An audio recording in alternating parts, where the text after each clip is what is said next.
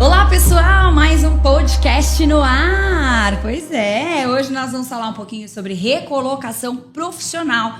Você tá precisando aí, né, dar uma mudada no seu ambiente, dar uma repaginada na sua vida profissional? Nós vamos te ajudar, combinado? Hoje eu tô com uma convidada incrível aqui, Darlene Bodac. Seja muito bem-vinda. Ela é tanta coisa que, assim, ela, além de consultora de imagem, de estilo, ela fala também sobre recolocação, é palestrante. Você tem livro também, Darlene? Ainda não tenho livro, Só mas... falta isso, né? Em breve. Seja muito bem-vinda aqui ao nosso podcast, mais uma vez. Obrigada, Bárbara, pelo convite. É uma honra estar aqui com você, né? Sempre tão expressiva, tão natural, e poder levar esse assunto tão importante para as pessoas, que é a recolocação. Porque o emprego, ele faz parte, o trabalho, ele faz parte dos 5 pilares mais importantes da nossa vida, né? Então, é através do nosso trabalho que nós levamos conforto e segurança para nossa família, que os relacionamentos ficam mais bem estruturados, e o financeiro também, né? Com certeza, agradece muito, né? Hoje a gente está num momento que muitas pessoas estão transicionando de carreira, né? Hoje as pessoas, elas não querem mais ficar num trabalho que não faça mais sentido para elas. E eu acho que as pessoas estão ficando mais corajosas de arriscar, porque elas estão vendo que muita gente acabam se dando bem fazendo isso, né? E principalmente com a internet também, tem dado um up, assim, para que as pessoas tomem essa coragem. Mas ainda tem muita gente que não consegue sair daquele mesmo lugar, do lugar de conforto, daquela segurança. Então, qual conselho você daria para aquela pessoa que hoje está trabalhando em algo que não está feliz, quer se recolocar, mas não sabe como fazer? Bárbara, dentro da minha experiência enquanto mentora de carreira e todo esse processo, né? Tanto de atender, hoje em dia eu tenho turmas de jovens também. Estou com um projeto também bem interessante dentro do Instituto Mauá, para a gente trabalhar com os jovens, entender um pouco mais dessa questão. Mas ainda assim, o grande questão das pessoas nessa parte de se recolocar, de fazer uma transição de carreira, está relacionado com se conhecer. Entender o que realmente faz de bem feito, compreender onde está ali os seus pontos de maestria. Porque é muito comum, tudo aquilo que você faz bem feito é simples para você. Por exemplo, você é uma excelente comunicadora. E é tão simples. E às vezes é tão simples isso para você que você fica pensando, nossa, obrigado, mas será que eu sou mesmo? Uhum. E é o que mais as pessoas têm de dúvida. Será que eu sou o mesmo bom nisso que eu estou fazendo? Será que eu sou mesmo uma boa vendedora? Será que eu sou bom enquanto profissional na minha área? Então, esse principal ponto de dúvida, de não reconhecer de si mesmo, é um impeditivo muito grande na recolocação, na transição de carreira e principalmente quando faz aquela pergunta, né? Qual que é o seu ponto forte? As pessoas ficam... Nossa, como é difícil falar de mim mesmo. É verdade, né? A gente tem uma dificuldade mesmo de falar. Às vezes a gente tem muito mais facilidade de falar os nossos defeitos, né? Os defeitos, eles ficam mais próximos, porque quando você tem uma discussão em família, a primeira coisa que é falado de você são dos seus defeitos. Mas ninguém chega pra você e fala assim, Bárbara, você é a melhor comunicadora da nossa família. Ninguém fala isso. Então a gente precisa começar a trazer mais essa questão do ponto forte de cada um, e até quando se faz um feedback também de um colaborador, trazer os pontos fortes, porque o feedback, ele acaba sendo algo que traz medo pro profissional, por conta que ele só vai ouvir um monte de barbaridades, ok? Nós temos ali os pontos de melhoria, nós temos os nossos defeitos, mas nós temos o outro lado também, o contraponto, que são os lados, as questões positivas. E nem todo mundo só é feito de coisas negativas ou de coisas positivas. Então a gente precisa trazer os dois lados, até mesmo para, de certa forma, impulsionar esse profissional e trazer aquilo que ele tem de bom. O que ele está fazendo? Porque ninguém contrata ninguém porque é péssimo. Exatamente. Alguma coisa de bom você viu nessa pessoa. Né? Uhum. Mesmo que seja um ponto, mas se você tá trabalhando, tá no lugar, você foi escolhido para aquilo, alguém viu que você tem um potencial nisso, né? Então, eu acho que isso é muito importante. Agora, hoje a gente vê uma geração muito difícil para trabalhar, né? O que será que está fazendo com que essa geração ela tenha tanto impedimento para fazer o básico, que tem que ser feito? Você vai ser contratado para fazer tal coisa. A pessoa faz apenas aquela coisa, né? Antigamente eu lembro que meu pai, até mesmo na época que eu comecei a trabalhar, fui contratada para ser vendedora. Mas aí você chegava na loja, você já pegava a vassoura, você já varria a frente, você já colocava, abastecia água, já vestia papel higiênico no banheiro. E aí você ia fazer seu trabalho. Hoje, a maioria das pessoas, elas são contratadas para colocar esse copo d'água aqui. Ela vai pôr só esse copo d'água. E se você pedir para ela fazer alguma coisa extra, ela vai ficar de cara feia, vai ficar brava, enfim, vai atender mal e tal. Por que você acha que teve essa transformação de gerações, de formas de trabalho, enfim, né? Que é diferente. Bárbara, excelente pergunta. Isso aí tá muito em questão, né? O que a geração Z eles têm de diferente? Primeiro que a geração Z são os nossos filhos. Né? Não seu caso ainda, porque você é super jovem. Não, mas eu tenho. Minha filha tem 8 anos. Então tá ela indo, já né? tá indo pra essa geração. Já Ela tá no alfa. Alfa. Ela tá no alfa. Tá, é um a acima. A, B, C, D, Z, que eu já nem sei mais. E a geração Z é ali os 18 até os 26 anos, mais ou menos. Então, são os nossos filhos, a criação que a gente tá dando, né? Eu até faço, assim, um comparativo que em casa a gente ama eles, mas a gente não quer trabalhar com eles. Ai! Porque eles esse foram... foi o corte, hein? Já faz aí o corte. Realmente. E assim, por que tudo isso? A gente criou os nossos filhos diferente. Então, sabe aquela máxima, eu quero dar para o meu filho aquilo que eu não tive? Eu quero dar a melhor criação? Eu quero trazer situações boas? Eu quero elogiar o meu filho. Hoje, meu filho sabe os pontos fortes dele. Ele sabe o que ele vai fazer. Então, fica também numa questão de autoestima. Se você me trouxe para fazer esse trabalho, eu vou fazer este trabalho. Isso aqui que você está me pedindo agora é extra. E nós viemos de uma geração que a gente quer provar que a gente é bom. E eles não precisam provar que eles são bons, porque nós ficamos afirmando o tempo inteiro. Nossa, meu filho, como você tá lindo hoje. Reforço Nossa, meu positivo. Filho. Exatamente. Nossa, meu filho, como você tá indo bem na escola. E quantas vezes, Bárbara, você ouviu, Bárbara, você não fez mais do que obrigação em tirar a nota boa na escola. Verdade. Então você precisava sempre estar provando. Isso é verdade. Então, eles já vieram de um jeito diferente, por conta da criação que a gente vem trazendo para eles. Aí tem também a questão da tecnologia, que eles são nativos, né, na tecnologia. Nós ainda somos aquela parte ali meio tecnologia, meio analógico. Então, nós transitamos por muitas coisas que eles não viram. Eles não sabem o que é um CD, eles não sabem um pendrive. Que pendrive, mãe? Coloca na nuvem. Exatamente. Coloca na nuvem. A gente, na verdade, nós somos a última geração que vai saber o que é uma vida sem internet. Sim. Né? Depois que a nossa geração morrer, acabou. Exato. É só daqui pra... Né? Só vai ter os escritos, os livros, como é que foi, as fotos, né? Então, acaba aqui, né? Acaba na nossa geração.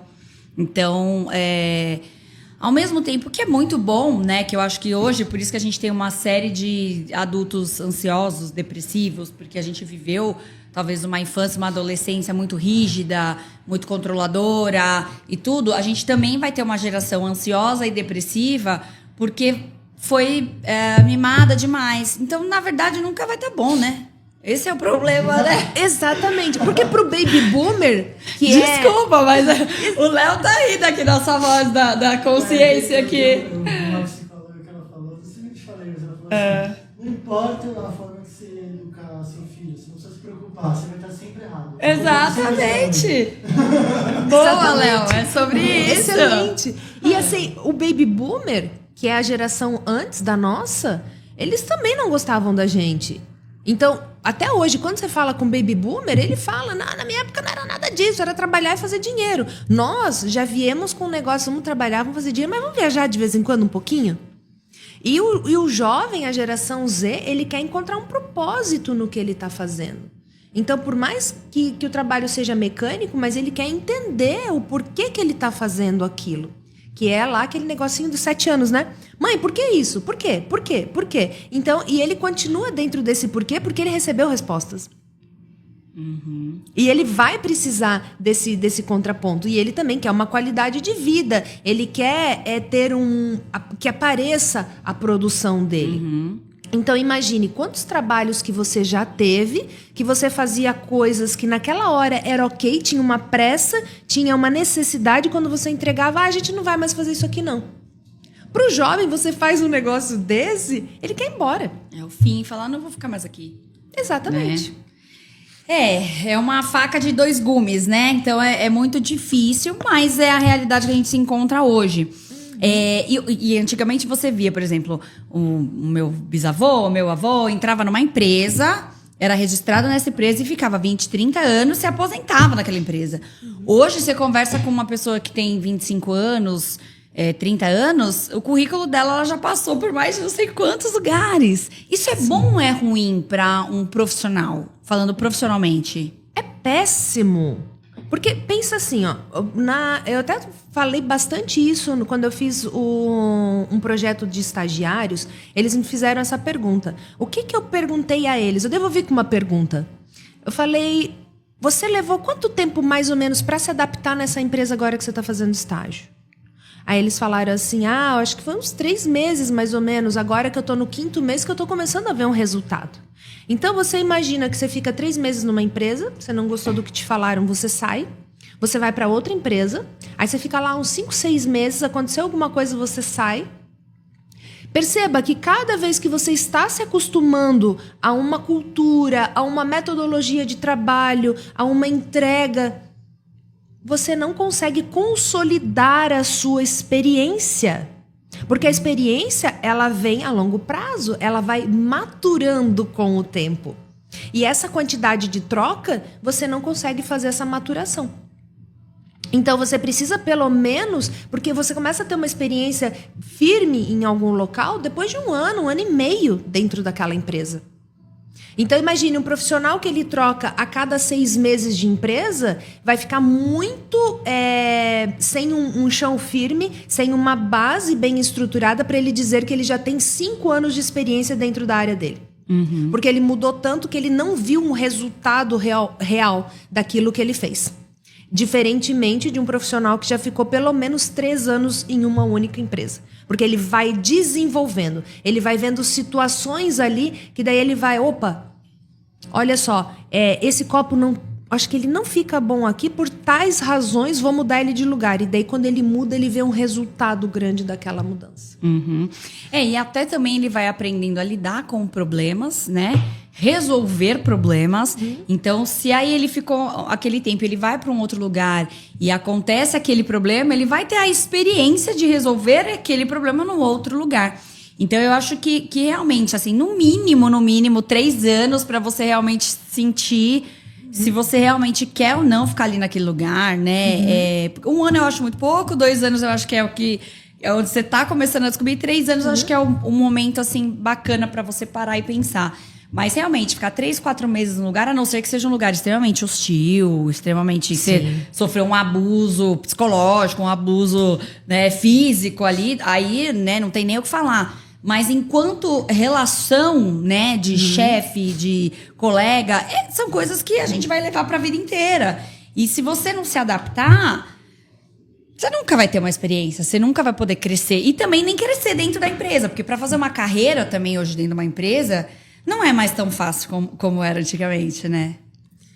Depende. Ou não? Depende daquilo que você está proposto a fazer também. Porque imagine, quando a gente fala... Só pegando ali o teu ponto, quando você fala de empresas abusivas, né? Gente, sempre que vocês forem deixar o currículo, passou no processo seletivo de uma empresa, pesquisem essa empresa antes de aceitar essa vaga.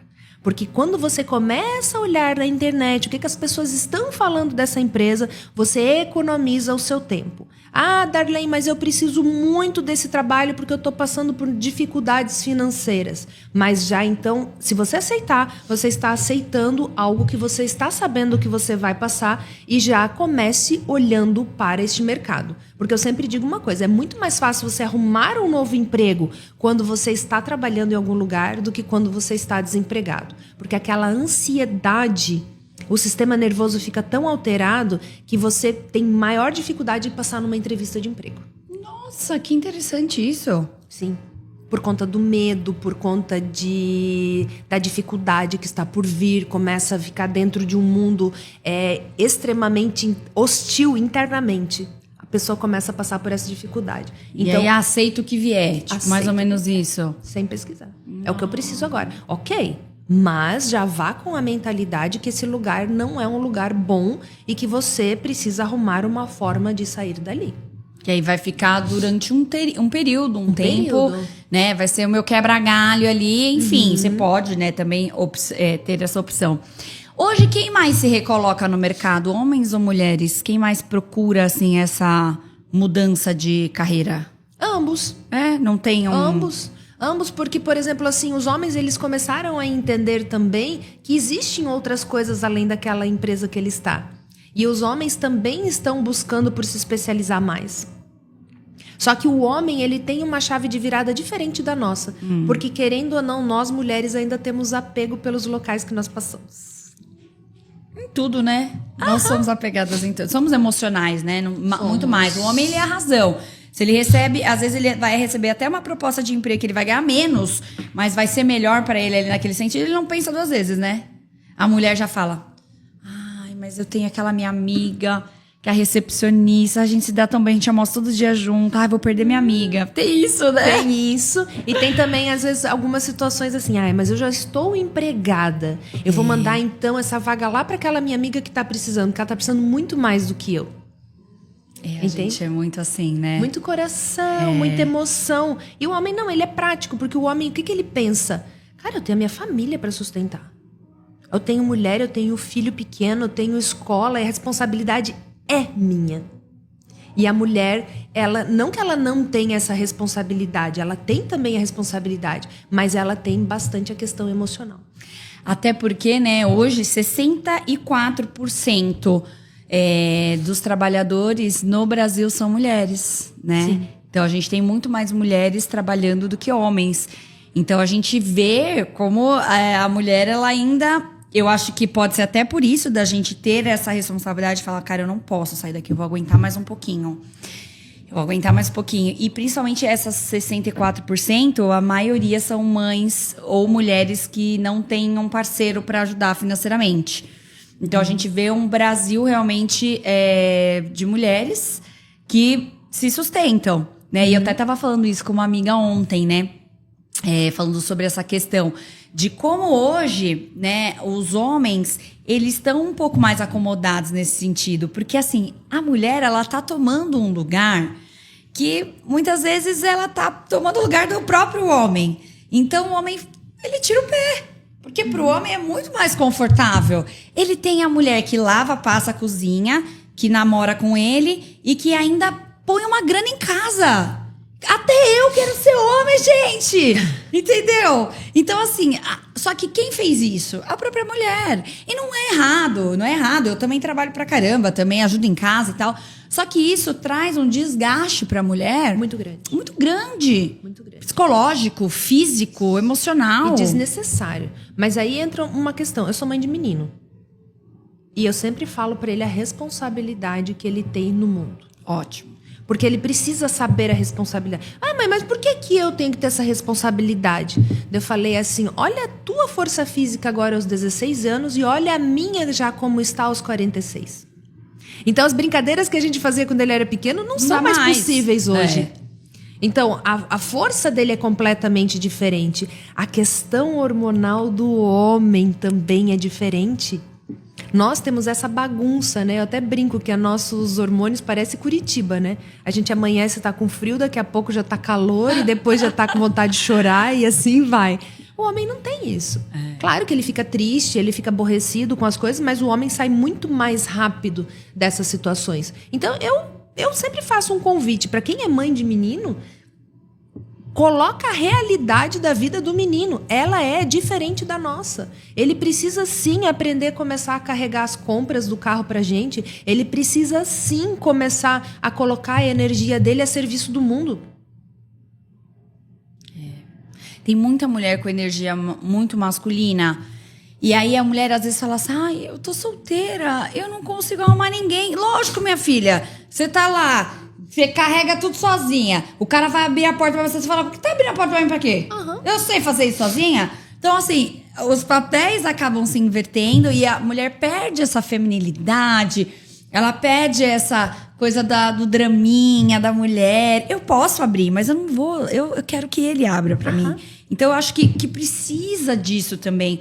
E até no próprio ambiente de trabalho, claro, a mulher tá lá, ela tá se esforçando. A gente vê aqui no próprio Brás, 80% das mulheres que estão aqui, das pessoas que estão trabalhando aqui são mulheres. Sim. Então, assim, a gente vê que realmente a mulher, ela ganhou um espaço, e isso é maravilhoso, graças a Deus, porque eu sou uma pessoa que eu acho que se eu tivesse que ficar em casa, eu ia ter um treco, já ficar se fosse só dona de casa.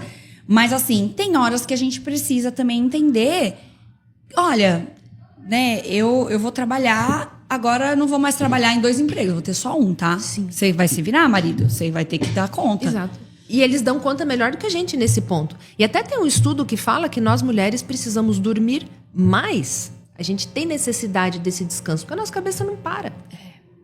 Então a gente fica buscando tudo isso. E no mercado de trabalho, é muito importante também as mulheres começarem a trazer isso para o dia a dia. E daí, às vezes, elas me perguntam, né? Mas, Arlene, como é que eu vou levar isso para minha empresa?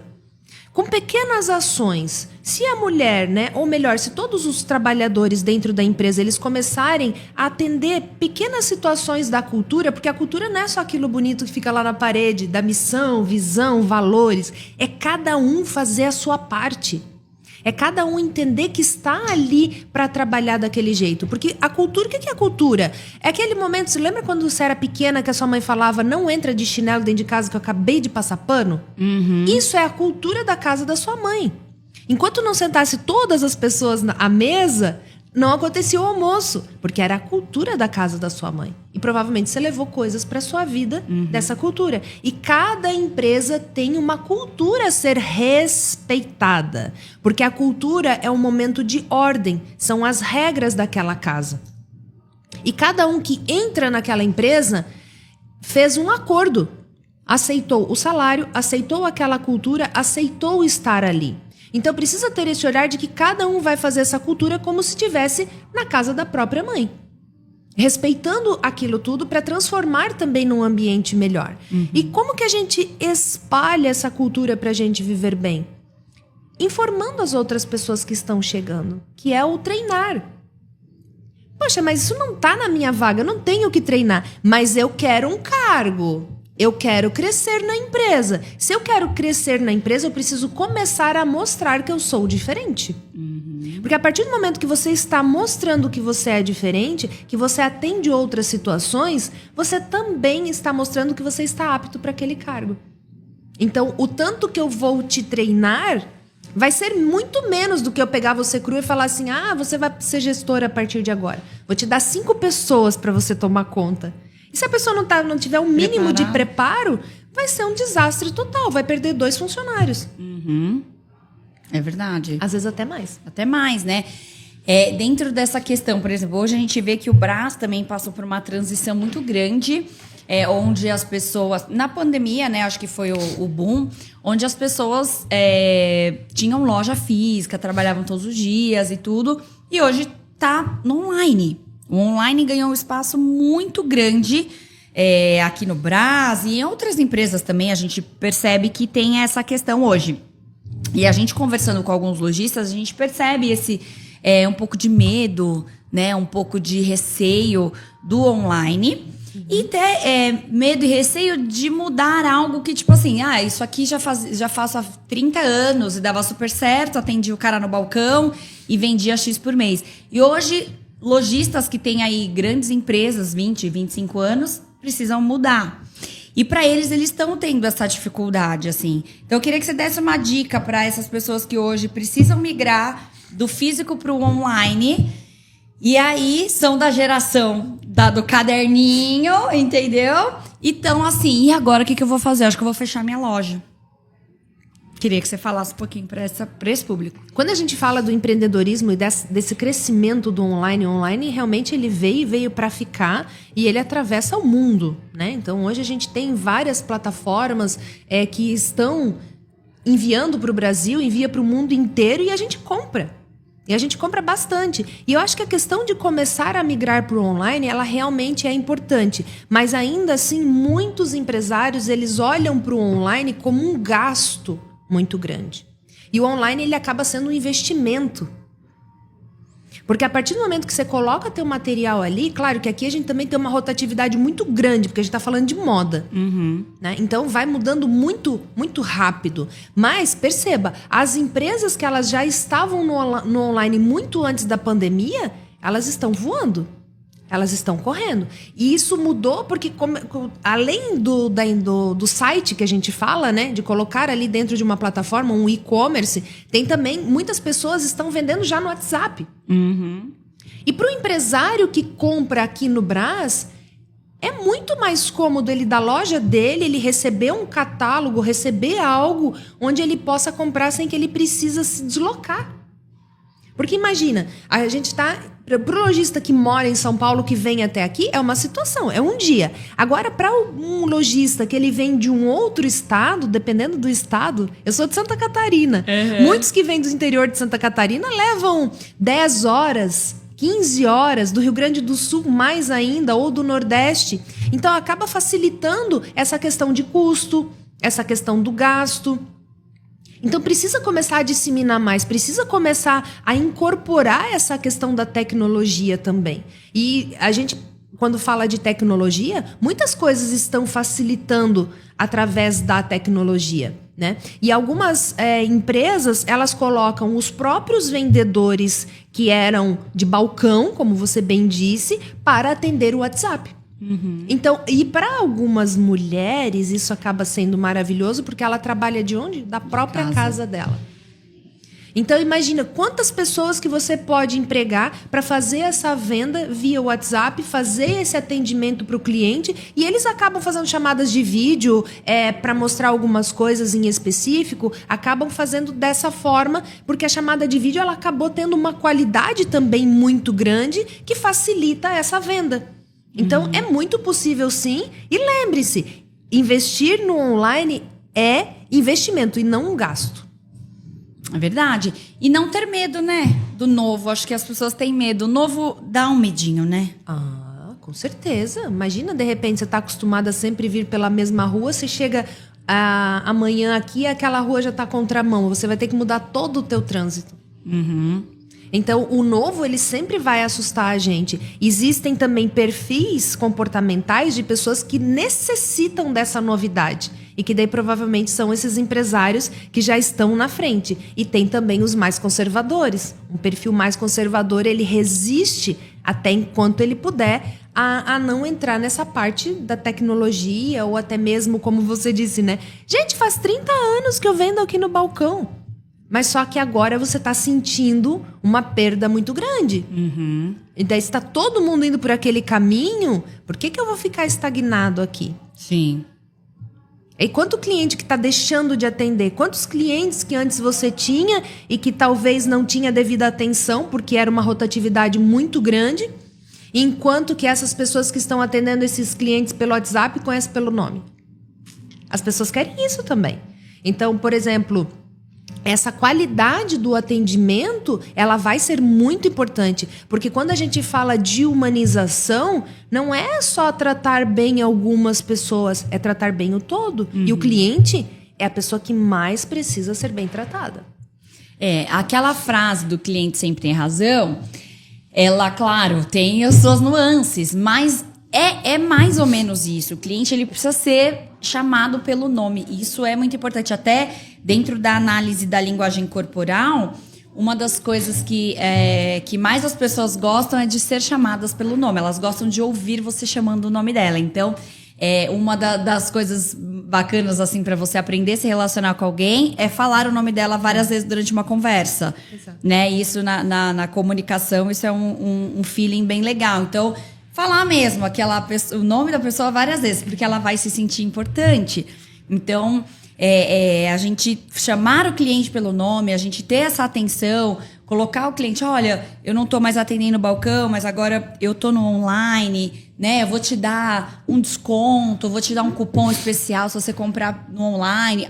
Tem várias estratégias também que podem ser feitas, Inúmeras. E o relacionamento? Nós estamos na era do relacionamento. Nós estamos na era das soft skills. Por mais que fala da inteligência artificial, porque a inteligência artificial vai tirar o emprego de todo mundo. Não. A questão é relacionamento. Eu quero ser bem tratado.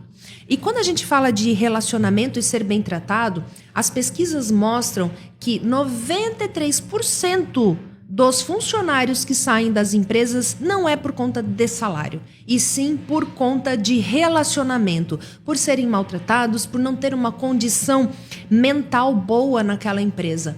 Aí imagina, normalmente as pessoas acreditam que é por conta de dinheiro, e não é. Porque a gente sempre se adapta. Bárbara, quantas questões de moeda que a gente já passou, a gente se adaptou? Quantas questões, às vezes, de desemprego que as pessoas passaram e se adaptaram? Mas a mau relacionamento, essas maltratativas, não funcionam. E é a maior causa. Então, gente, a gente precisa começar a entender que a humanização não é a gente tratar bem uma pessoa, é a gente tratar várias pessoas bem. Tratar o externo como nós gostamos de ser tratados. Isso é no ambiente de trabalho, é em casa, é em qualquer lugar. Eu vi esses dias uma coisa que me chamou, muito, muito atenção, um depoimento. Era a filha do Jorge Amado. Ela contando que eles viajaram para a Europa e entraram numa loja da Gucci. E aí, ele não era muito ligado nessas coisas de marca, mas ele falou, filha, eu gostei desse lenço aqui, vamos levar, né, esse lenço aqui. E na hora que eles entraram, a vendedora tratou eles um pouco mal, né?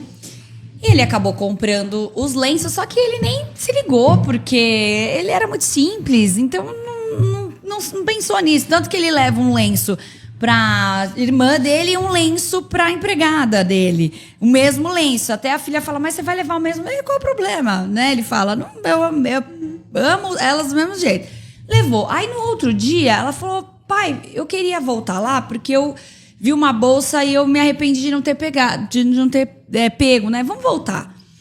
Aí ela volta na Gucci com o pai. E quando chega na Gucci, o dono daquela loja tava lá, porque acho que são franquias, e ele ajoelha nos pés do Jorge Amado e fala, meu Deus, eu sou o seu fã, eu já li seus livros, suas novelas, né, tanta coisa que ele já fez. E ele fala, pelo amor de Deus, levanta, né, tal. E aí vem essa vendedora que tratou eles mal e vem pedir desculpa. Falou, olha, eu queria te pedir desculpa, porque assim, o que acontece? Nós temos uma regra aqui dentro da nossa loja. Quando entra uma pessoa mal vestida, uma pessoa que a gente olha e acha que essa pessoa não tem condições de comprar, a regra é tratar essa pessoa mal. Por quê? Se essa pessoa tiver dinheiro, ela vai querer comprar muito para provar que ela tem o dinheiro. E se essa pessoa não tiver dinheiro, ela vai embora e ela não volta mais. Então, uma regra das lojas de luxo. Quantas pessoas já falaram, eu fui numa loja de luxo, eu fui maltratado, mas eu comprei só de raiva. Quantas casos a gente já ouviu? Então, assim, são algumas empresas têm até algumas formas de tratativa estranhas que convertem em vendas. Olha que loucura isso, né? Então, assim, a gente vê como essa questão do business, do dinheiro, da tratativa, muitas vezes, gente, é proposital. Então, a forma como você trata o seu cliente, vou tratar meu cliente bem, ele não vai comprar. Vou tratar ele mal porque ele vai comprar. Então, assim, é uma loucura, mas chega a ser algo pensado. Como é que pode isso, né? Eu fiquei impressionada com essa história. As estratégias de marketing, de verdade, elas às vezes me deixam bem impressionada mesmo. Então, por exemplo, quando eu tô com o pessoal de marketing, a gente tá fazendo reunião, eu fico assim, vai ter que fazer isso mesmo? Porque tem coisas que eu me nego a fazer. Eu me nego porque, assim, não faz parte da minha pessoa. Por exemplo, a quantidade de exposição, às vezes, que pedem, eu não me sinto confortável em fazer. A quantidade, às vezes, da forma que vai tratar cada um, eu também não me sinto confortável em fazer. Porque eu acho que a gente tem que ser genuíno. Então, pode ser que para eles deu muito certo, mas pode ser que para outras pessoas também dá muito errado. Né? Claro que Jorge Amado era muito peculiar na sua simplicidade, né? E era essa simplicidade que fazia ele ser quem ele era. Então, eu não concordo com esse modelo. Eu, por exemplo, jamais compraria. Eu poderia estar, assim, caindo dinheiro pelos meus bolsos, mas se eu não fosse bem tratada numa loja, eu jamais compraria, assim, só para dizer, não, eu posso pagar. Eu tive uma experiência pessoal... em 2021, quando eu fui comprar minha primeira bolsa de luxo, eu fui numa loja, num dos shoppings mais tops aqui de São Paulo. Era minha, né? Era 30 anos. A estreia. Sonhando com aquela bolsa. Fui na loja. Quando eu chego lá, eu fui super maltratada na loja. E eu não comprei. Eu saí daquela loja, saí daquele shopping, eu fui em outro shopping. Na mesma loja, né? Só que em outro lugar, onde eu fui extremamente bem tratada. A moça abriu um champanhe para comemorar a minha primeira bolsa de luxo. Trouxe chocolate. E foi outra experiência. Então, nesse golpe eu não cairia, né? Mas tem muita gente que cai, né? Então, assim, também tomar cuidado com as estratégias também é um ponto muito importante pra gente pensar. Nosso tempo acabou! Tava tão bom o bate-papo, mas eu quero te agradecer, Darlene. Mas eu quero deixar aquela última perguntinha que eu gosto de deixar aqui, que não tem a ver com o tema, mas tem a ver com o convidado. Como é que você gostaria que as pessoas lembrassem da Darlene? Eu gosto muito de ser lembrada por esse ponto de fazer e ajudar as pessoas na carreira a modificar o seu jeito de ver o trabalho. Porque, gente, o trabalho é a coisa mais importante que nós temos na nossa vida. É ele que traz uma estrutura de realização para nós. Então, ao invés de olhar para o trabalho como o local que você paga os seus boletos, olhar para esse local que é através dele que você consegue todos os dias o seu conforto e a sua segurança. Muito bom, sigam aí @Darlene Bodac nas redes sociais. Muitíssimo obrigada. Até uma próxima. E você, gostou do nosso bate-papo? Curte, compartilha esse conteúdo que faz toda a diferença quando você manda esse teu conteúdo para alguém. Quando você curte aqui, você faz com que a gente tenha muito mais vontade de estar aqui fazendo novos assuntos e trazendo essas curiosidades para vocês. Um beijo para os nossos apaixonados de plantão e até o próximo podcast.